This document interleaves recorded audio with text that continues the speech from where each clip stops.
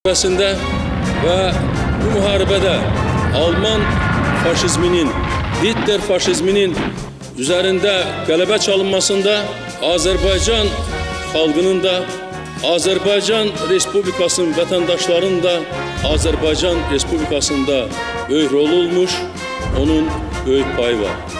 Məhz buna görə də biz bu günlərdə bu qələbənin 50 illik yubileyini böyük iftixar hissi ilə qeyd edirik və bunu bizim xalqımız üçün, indi müstəqil Azərbaycan dövləti üçün böyük bayram hesab edirik.